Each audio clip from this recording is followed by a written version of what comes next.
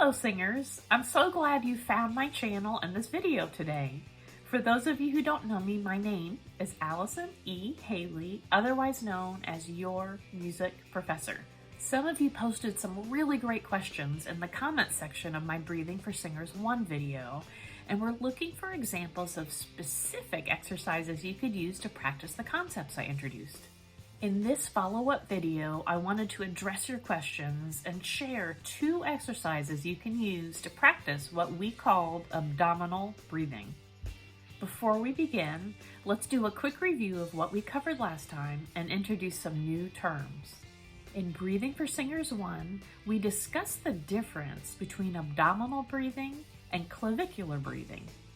And we said that abdominal breathing is preferable for singers. Today, I'd like to break down the process of breathing a little bit. Let's start by introducing 2 terms, the diaphragm and the lungs. The diaphragm is a muscle which separates the respiratory or breathing system from the digestive system. It is shaped like a parachute or an inverted bowl. The lungs, as I'm sure you know, are 2 sponge-like organs that expand when they're filled with air, just as a balloon would expand when it is filled with air. When we inhale, the diaphragm lowers and flattens from its higher and more rounded resting position. It looks something like this, and it goes down like that. As it lowers, space is created in the thoracic or chest cavity, and the lungs expand to fill that empty space. This process occurs whether we do abdominal breathing or clavicular breathing. However, if we relax when we inhale and take a deep, low breath like we do when we use abdominal breathing, the diaphragm is able to move down further and lower than it can if we are tense and take a shallow breath like we do when we are using clavicular breathing. If you recall, we said that clavicular breathing occurs when we involve the clavicles in the breathing process. We use a short, shallow breath, and we might move our shoulders up and down, or our chest up and down, or collapse our rib cage. But the clavicles are not a necessary part of the respiratory process. We don't need to move them in order to be able to take a breath. Therefore, adding them to the process creates unnecessary tension and actually prohibits us from taking the fullest breath we can. Essentially, we're putting our effort into something that is not productive or helpful. Keep in mind that, as we said last time, we singers are a living wind instrument. The breath is what causes our vocal folds, which function as reeds, to come together and vibrate and create sound. Therefore, the better our breathing, the better our singing. And speaking of better breath for better singing, let's go ahead and jump into some exercises. Please do remember to always check with a physician before you start any new exercise. Keep in mind that we are our own instrument.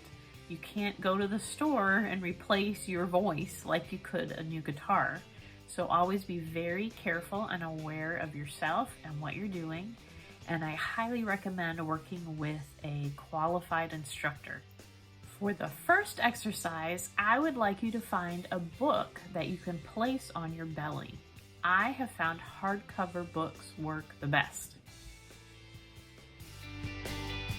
You are going to lay on your back with your knees bent and feet flat on the floor.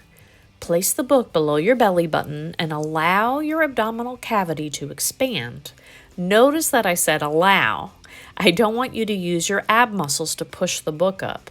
The only reason the book should move is due to the increased space you have created in your belly by allowing your lungs to fill with air.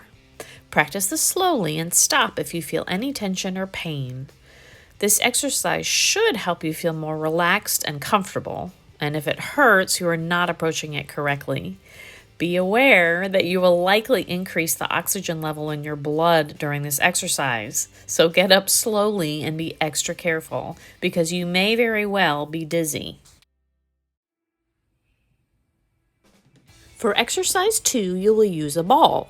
I recommend one roughly the size of a basketball or soccer ball, but I like toy balls because they are softer. You'll note the one I'm using in this example is slightly larger than a basketball or soccer ball. You'll stand with your feet about 1 foot away from a wall and lean into the wall at an angle. Put the ball at your belly level. Inhale against the ball and allow your lungs to fill deeply with air. As your lungs are filling with air, you will notice that you will move away from the ball. Just as in exercise 1, make sure it is the increased volume of air in your lungs that is causing your abdomen to expand and move you away from the wall, not your abdominal muscles pushing your belly out.